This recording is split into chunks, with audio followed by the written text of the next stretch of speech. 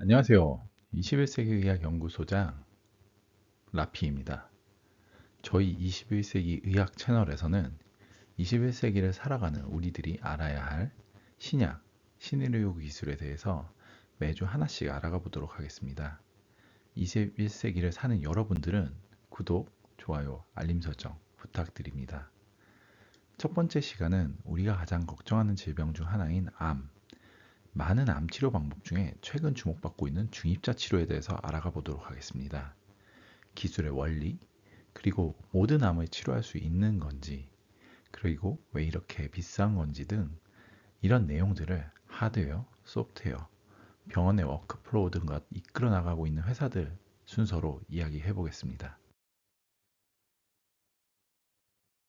의료에 크게 관심 없는 분들도 최근 뉴스에 나오는 이런 기사들을 많이 접해 보셨을 겁니다.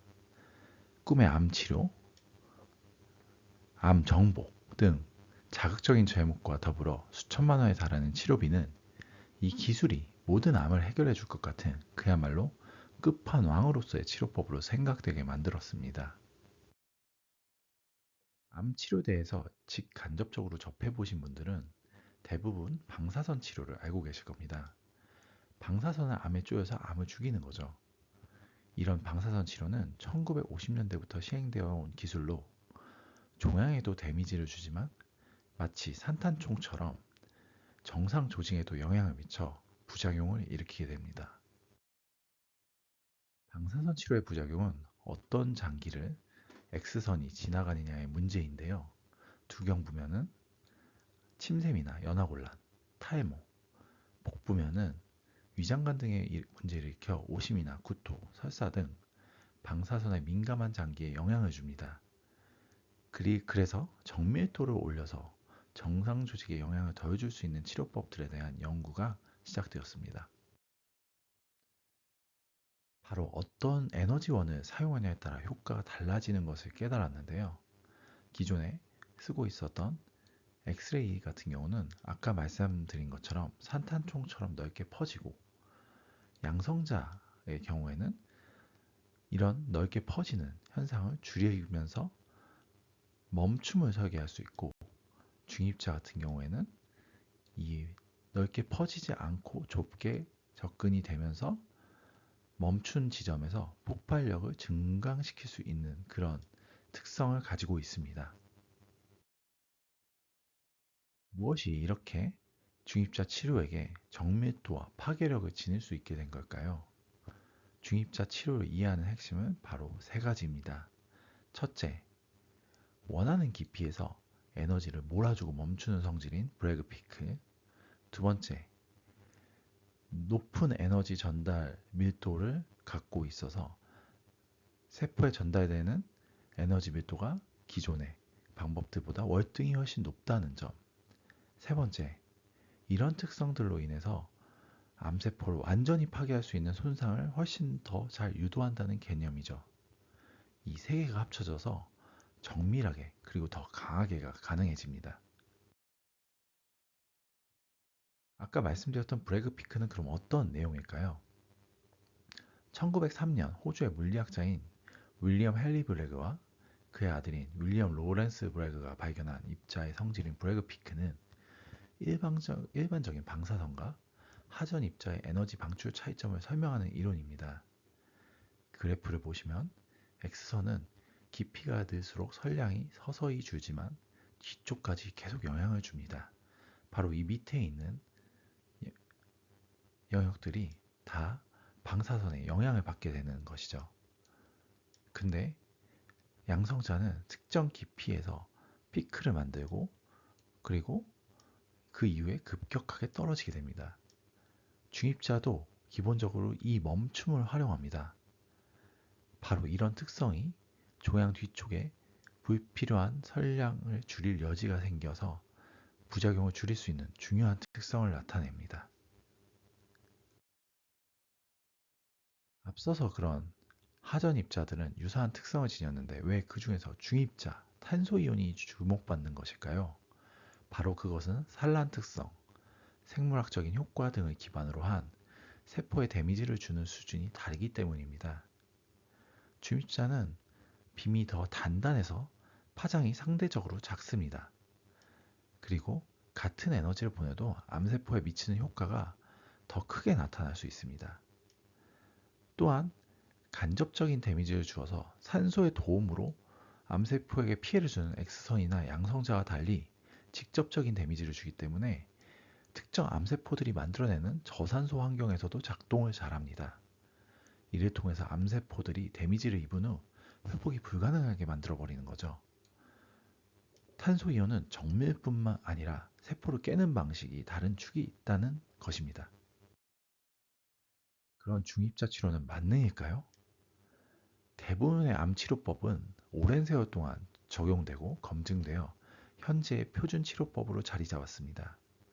중입자 치료 역시 모든 암에 필요한 건 아니고 암종별로 장기 추적 데이터가 더 쌓여야 되고 무엇보다도 높은 비용으로 인해서 비용 효과성 논쟁이 늘 따라옵니다.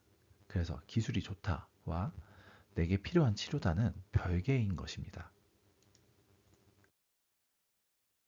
그러면 어떤 영역에서 중입자 치료가 특히 주목을 받을까요?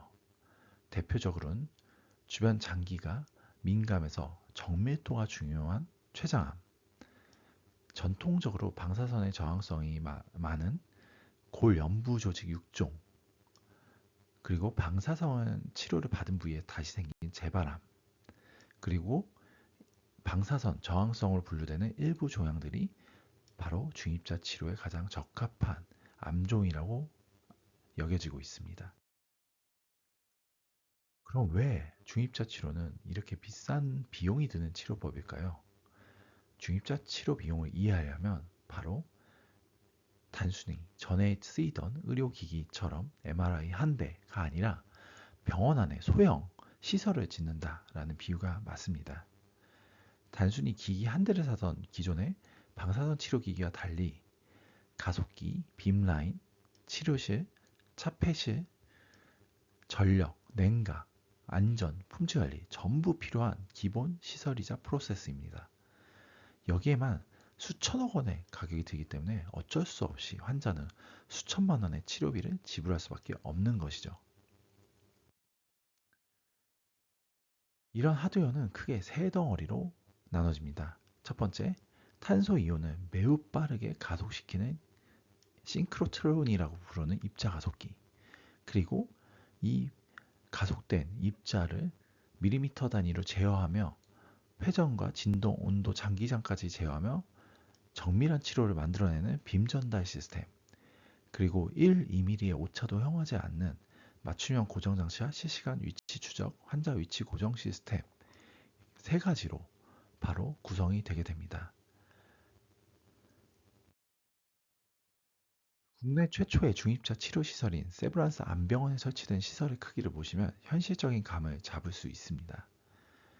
가속기, 링, 치료실 여러 개, CT, MRI 시뮬레이션실, 설량 측정실, 서버실, 전력 냉각 등 장비들이 총 면적 3만 제곱미터 이상의 거대한 공간에 구축되어 있고 이것은 단순한 장비가 아니라 인프라입니다. 그리고 에너지 단계 조절, 치료실 간의 빔 전환 시간 같은 지표는 결국 얼마나 정밀하게, 얼마나 효율적으로 환자를 치료할 수 있나와 연결됩니다. 다른 암 치료도 유사하지만 중입자 치료의 경우 특히 다양한 전문가들이 팀을 이뤄 치료를 수행해 나가야만 합니다. 방사선 종양학과 의사들이 치료 전략, 설량 처방, 전체 의사 결정의 중심이 되며 영상의학과 의사들이 종양 경계 설정, 영상 기반 추적을 하게 되며 의학 물리학자들이 설량 계산, 가속기 품질 관리, 오차 보정 등 실무의 핵심 엔진으로 역할을 하게 됩니다. 또한 방사선사들이 실질적 환자 치료를 담당하며 중입자 치료에 대한 전문성을 가져야 합니다.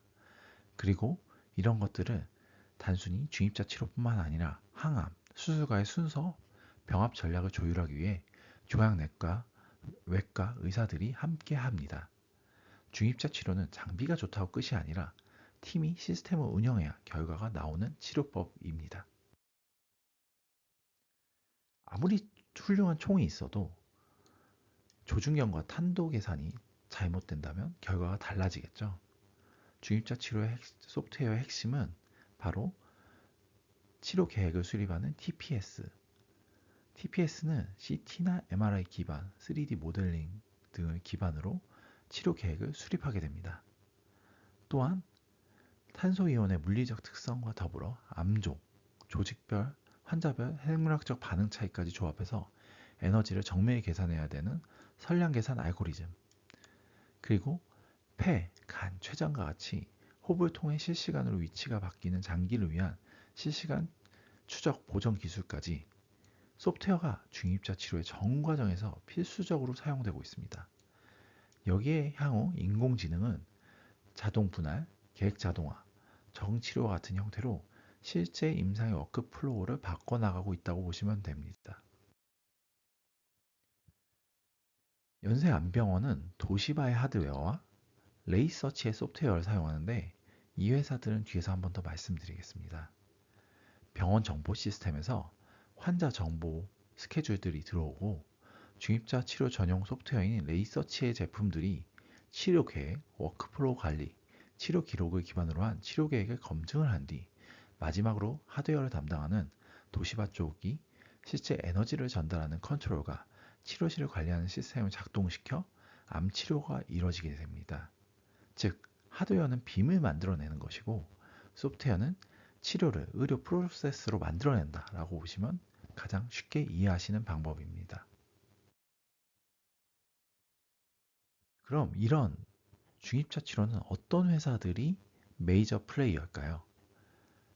첫 번째, 하드웨어 기업입니다. 하드웨어는 중공업, 응용물리, 시스템 엔지니어링에 가깝습니다. 그래서 선두적인 회사가 히타치, 도시바 등의 일본계 중공업 회사들이고 과거 방사선 치료에서 강점을 가졌던 지멘스 같은 경우도 현재 향후에 도전할 수 있는 기업으로 여겨집니다. 반면 치료계획 소프트웨어 같은 경우는 병원 IT와의 통합, 임상 워크플로우에 대한 이해, 규제 검증, 업데이트 사이클 이 모든 거를 장기간 운영해야 돼서 완전히 다른 DNA를 요구하죠. 그래서 레이서치 레버러토리, 베리안 등의 회사들이 여기서 강점을 가지고 있습니다. 그래서 많은 경우 하드웨어는 대형 시스템 통합사가, 소프트웨어는 전문 기업이 강점을 갖습니다. 첫 번째로 보일 기업은 도시바입니다. 이런 입자 치료기기는 히타치, 도시바, 스미토모 등 일본계 중공업 회사들이 시장을 장악하고 있습니다. 거기서 도시바는 겐트리 기술을 기반으로 중입자 치료에서 현재 선두 자리로 치고 나가고 있습니다.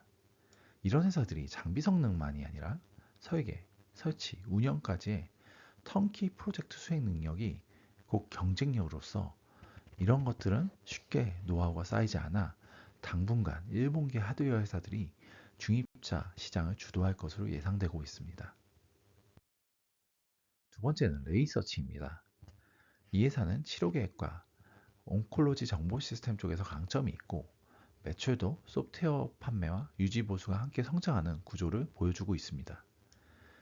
하드웨어가 좋아도 계획과 운영이 미세하게 흔들리면 성능이 안 나오기 때문에 검증되고 확실한 성능을 가진 소프트웨어가 표준이 되게 됩니다.